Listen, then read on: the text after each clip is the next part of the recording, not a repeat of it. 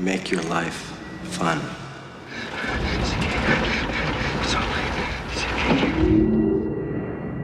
Hello, and welcome to the Church of Cinema. In today's episode, we're going to be looking back at a 1997 classic by director David Fincher, starring Michael Douglas, in their suspense thriller called The Game. What are you selling? It's a game. Game. I have my film handling gloves on. Go ahead and punch a hole in your ticket for this episode. If you're not playing the game, spoiler warning ahead. It will get a little strange and awkward. See, one day your game begins. You either love it or hate it. So, we are watching The Game, or we just finished watching The Game. The game is on. The wife has returned. She's kind of tired. You give kisses?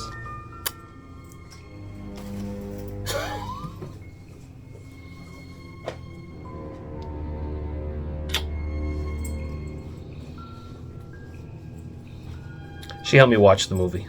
Is he gonna jump?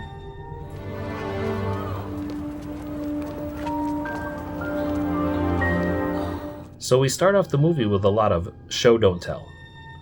The main character, the sins of my father, is shown to be in a world of luxury, high society. And it's shown on a film reel, which for the time, the age when that would have been done, a film reel would have been very expensive. Just like making a film of this quality would have been very expensive. A very interesting use of money and time. He is living high society, luxury, huge house, embroidered Chekhov's watch, luxury car, and a essentially heir to an empire his father created. And happy birthday, sir. Thank you, Maggie. I don't like her. It's his birthday. But as the story goes on, and as the exposition and everything unfolds in front of us, we find out it's not really a happy birthday, being that it has also been a few years since his mother died. He is estranged to his crazy brother. I thought you quit. I did. Didn't take. Well, you can't smoke here. I'm with you. You still on medication? Why would you say that? The gentleman ready to order? I didn't mean it the way it sounded. I'm not on anything. I'm not even seeing a shrink. And I feel great. Do you mind? So he's not having a happy birthday. He's ducking all his calls and meetings at work. He's avoiding the ex-wife's phone call to wish him a happy birthday. And the only person who's able to get his attention is his goofy brother. Just a sec. Hey, is there a butts here? See more butts? See more butts. I'll never get tired of that one. That's why it's a classic. We eventually find out through exposition that his father jumped from the roof of his house as he was coming home on his birthday. His 18th birthday, where he received Chekhov's watch. That is kind of what's making him such a grumpy pants. He's having the birthday that was the age of his father when his father jumped. And he is now also, as we discover through the background of the movie, the great storytelling that the director does, being able to seamlessly integrate background action and noise as part of the overall exposition and storytelling. And he follows his brother's advice. Consumer Recreation Services. It's an entertainment service. An escort service. A profound life experience. He agrees to go to the game, meets with an engineer and a data analysis. And he gets a psych eval. They mention his financials. They talk about him in his financials. He has in tests all day to the point where he sort of realizes and calls out that he's being tested and not even watched. They're just seeing how much of his time they are willing to waste and how much he's willing to go through as they gather as much data on him so that they can set up his game. What is it? What is it? The eternal question. You know, I envy you. I wish I could go back and do it for the first time. All over again. All over again. All over again. And then he gets a strange phone call on a cell phone that shouldn't have his number. They verify it's him on the phone to tell him that his game is not going to begin. Only to begin the game as soon as he gets home. When he arrives home, he finds a mysterious package. And then, this scene. This passage would be the very stimulant that a sluggish economy needs. No one has expressed an opinion as to how it will impact the pampered existence of Nicholas Van Orton. The one thing on which both Democrats and Republicans seem to agree is that most Americans harbor serious doubts about the economic future. A recent poll suggests zipped again, reacting to reports that Nicholas Van Orton had sneezed. Are you going to spend the rest of the evening prying at that clown's mouth? This is your game, Nicholas, and welcome to it. I'm here to let you in on a few ground rules. Write this number down. It's a 24-hour consumer recreation services hotline for emergencies only. But don't call asking what the object of the game is, figuring that out is the object of the game. Good luck. There is something about that scene in my early watching that hooked me into this movie, that made me remember it for 20 plus years. And it's because of this scene and the tension that it builds from there. The fact that they are able to manipulate technology to a level that is advanced enough to be considered alien. The tension builds from that point of him finding everything, and from there, it escalates. By 40 minutes in, he's not sure what is real. After trying to go about his business, firing an executive at the company him and his father and this executive started, awkward as that may be, we then follow that scene up with a regular low-level employee being fired from their low-level job. Christine, Mr. Van Orton is a valued customer. Fine, then you kiss his ass. Don't you talk to me like that. I apologized. I offered to help. What do you want me to do? Clean out your locker. What? You heard me. He escapes their first setup, first being trapped in an elevator and supposed to be trapped breaking and entering the they building.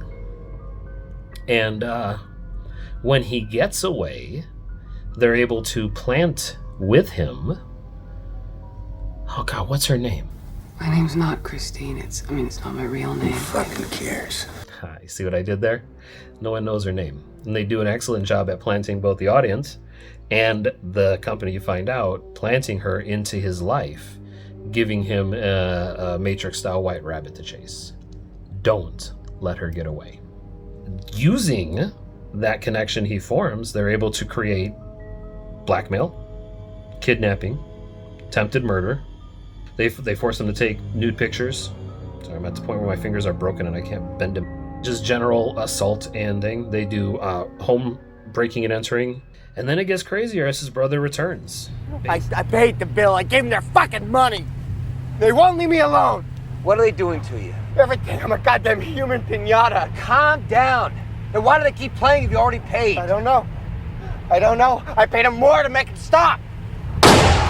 They just keep coming. And what this movie does well, especially through its first and second act, is it introduces the character and the setting. It gives this character the most interesting moment of their life. Right around their dad's birthday, right around his birthday, when his dad killed himself on the same year that his dad killed himself, under the same stresses of being an executive of a large money corporation, family money, family owned. This is more than just me. This is pension plans, payrolls. This is $600 million. A lot of people coming after you when you got family money. Just ask the mafia. Forget about it. Paulie, forget about it. Sometimes it just means forget about it. At the belly of the whale, where the character reaches their hero's journey version of death, he leans on a table and throws a chessboard on the floor. Checkmate. Or is it? Because the thing that makes a game is an objective to the game and rules. The problem is what he signed up for is, in this game, the object of the game is to discover the object of the game. And there really are no rules.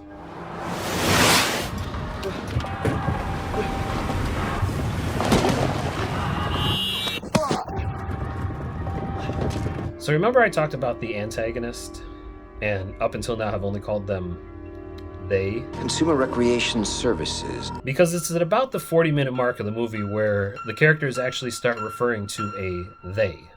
They just fuck you and they fuck you and they fuck you. And then just when you think it's all over, that's when the real fucking starts. All right, calm down. Just take a breath. Who are they? Who are they? They bring it up a lot in the movie. It is very clearly in reference to a certain three-letter agency that we may know.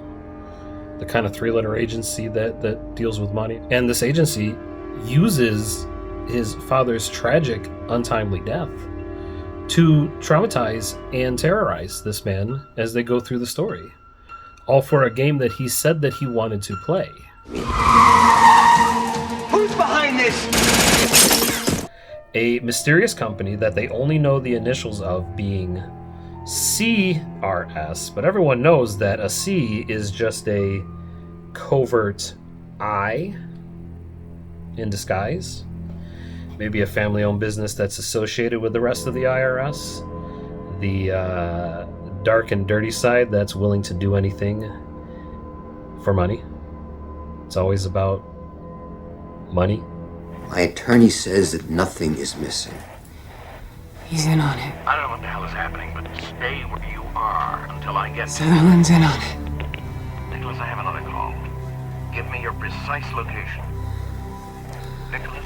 So we get into the third act, and here's where things get interesting, because it does a good job at humanizing Sins of My Father and making him realize that at the end of the day, he's just another bum in dirty clothes walking into a diner begging for a ride back home.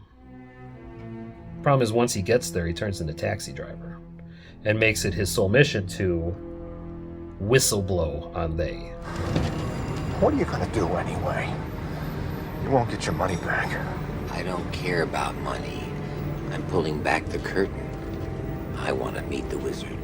The movie sets up so well that this company that they hired to play the game seems to be more interested in gathering as much intel about their mark and then either having him arrested so they can have control over his life there, or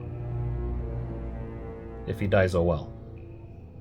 We get to the ending where he discovers all of the people from earlier in the movie, every single person who was there torturing him and terrorizing him, making him live through the sins of his father, the memory of his father killing himself on his birthday, torturing him, kidnapping him. He finally meets all of them, and they're all just in a break room together, like it's some scene out of Cabin in the Woods. The movie comes down to this moment. There was always a safety net. The taxi, there was a diver, my house. They just shot at us with planks. It's not true. It is. It's what you hired us for. They're waiting on the other side of that door with champagne. Nicholas. Was this a game he actually hired? Who is capable of doing everything they did to him, other than a three-letter agency with infinite power and control over the idea of money that we believe in? Or is it his brother who set him up in the first place? Did they set up his brother to set him up because they know if they go through his brother, they can reach out to him, especially if he's incredibly hard to reach on purpose? Police are no help.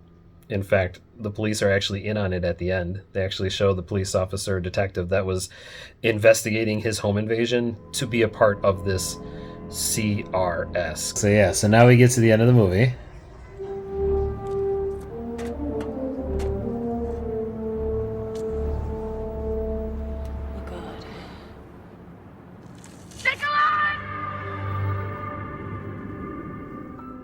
It comes down to that moment When he falls through the roof, my expectation was to see an epitaph on the news with the same news guy from before mentioning that he had died and that the stock dropped. And when he hit that glass, that's what I was hoping for. I wanted to have that proper ending to the movie that this director is famous for. But it really felt like someone or something, some they, got themselves involved and made sure to put an ending that subverted our expectations just enough to be like, yeah, the only one capable to do all of this to him were the rich and powerful, there to teach him lessons through their manipulation. With the ending we have, I do find it interesting that he agrees to help his brother pay for this bill of what essentially is them kind of pointing out what the movie industry is in itself. Some ultra rich person living out a fantasy to show off their hero's journey and how they, survived it all. And he agrees to help his brother pay for this massive bill, this movie, to which we reveal that his income is actually caught up in people's retirements, in investing in companies, and money can easily disappear the way the market works. And so, where's that money coming from? Let's pay for this party. Just brilliant direction writing and cinematography and editing all the way around. But what I really think was his director, who at that time had risen to the top of his game and score, writers who understood what's capable of the system in the early 90s, warning us of what they were capable of doing to any and all of us if they choose to. Or maybe that's just the paranoid side of me. Shit, I've been on the internet way too long. I think I was worried. Worried about me. Just like the times of old, our storytellers are doing a great job at hiding the truth in front of our faces, reforming it in entertainment, and giving us a secret message about what to look out for when they come looking for you. Here at the Church of Cinema, now that our gloves are off and we finished the movie, we can definitely say that this movie is worth your watch. Although when you reach the ending, I would love to know what you thought was going to happen. And about my theory, is this director trying to tell us that they are just a crooked version of a 3-letter agency? Now I need to stop talking because I gotta go take care of taxes or something. I mean, I know that you're supposed to do them every 10, 15 years or so, so it's probably due. And check the website here. And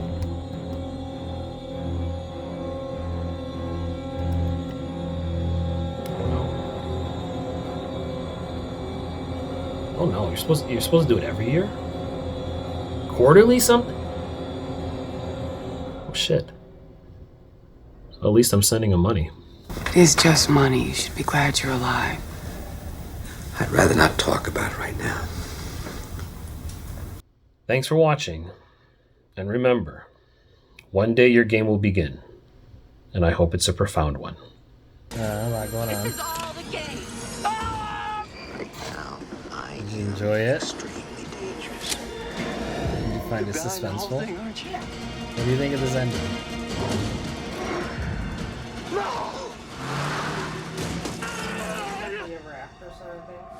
Right? Doesn't seem like it fits, right? Seems like someone was like, we need to make a happy ending out of this, like people are mad. But everything leading up to it made it seem like there was no happy ending.